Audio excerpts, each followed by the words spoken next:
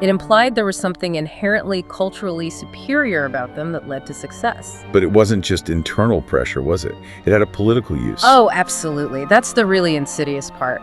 The sources argue convincingly that the model minority myth was deliberately constructed and weaponized. Well, first, it erased the reality within the community. It ignored the ongoing struggles, the poverty that still existed, the diversity of experiences. Not everyone was a doctor or engineer. It created a harmful monolith. But even more critically, politically, it was used to drive wedges between minority groups, especially during and after the Civil Rights Movement. How'd that work? The argument became, see, the system isn't inherently racist. Look at the Chinese Americans, or Japanese Americans, etc.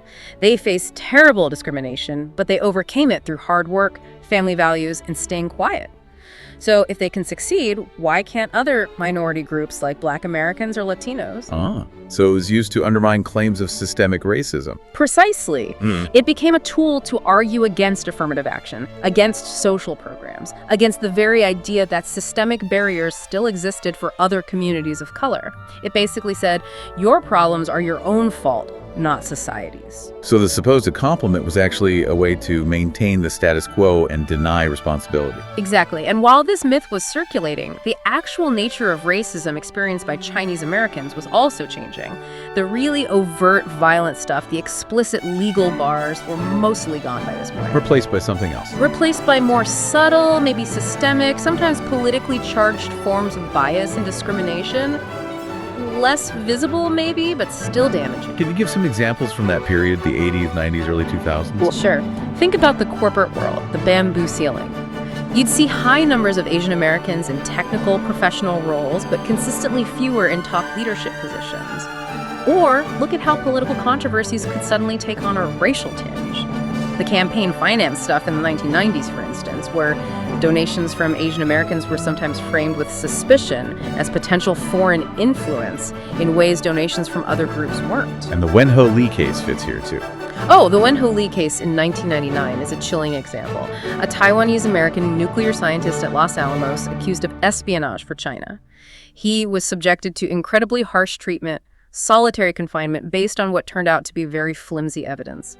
The investigation was widely seen as being fueled by racial profiling, by this underlying suspicion that an Asian American couldn't be truly loyal. So that old perpetual foreigner idea, the unassimilable alien, never really went away, it just adapted. It morphed from fearing laborers taking jobs to fearing scientists stealing secrets. The suspicion remained.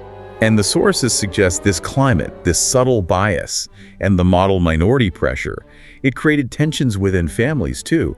Generational divides, cultural identity struggles. Definitely, especially for the second generation, the children of immigrants growing up in this environment. There's that really vivid anecdote in the source material about the girl born in Queens hiding her lunch. Yes. That image is so powerful because it captures that internal conflict perfectly. This young girl, American-born, feeling ashamed of her mother's Chinese cooking at school, wanting desperately to fit in, to be invisible because anything different, the smell, the look, felt like a target. That shame is a direct result of the pressure to assimilate, the fear of being marked as foreign. Exactly. It's the weight of that history, of the hostility her parents or grandparents might have faced, trickling down. But the beauty of that narrative, as the source tells it, is how that same person grows up, learns the history, learns about Gumsan, Angel Island, the Exclusion Act, and comes to understand the sacrifices made. That shame transforms into pride, into recognition of the value, the resilience, embedded in that very lunch she once hid. So understanding the history becomes the key to reclaiming identity. It's the crucial step.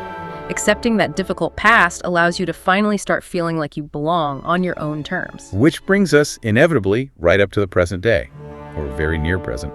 The COVID-19 pandemic. The sources connect this history directly to the horrifying surge in anti-Asian hate crimes we saw during that period. It's a tragic but essential connection to make because what happened felt to many like history instantly repeating itself. Just like economic downturns in the 1880s led to scapegoating Chinese laborers, this global health crisis, originating in China, immediately triggered a resurgence of racialized fear and blame directed at anyone perceived as Asian, but particularly those of East Asian descent. That old yellow peril trope, basically. Exactly. The fear of the unassimilable alien, the carrier of disease, the foreign threat, it all came flooding back with shocking speed. The sources note how the rhetoric used, the violence enacted, echoed the justifications from 140 years earlier. It showed just how fragile acceptance can be, how quickly fear can reactivate those old biases in a time of national crisis. That rapid return to xenophobia really suggests that the sense of truly belonging, of being fully accepted as American, is maybe still not secure. It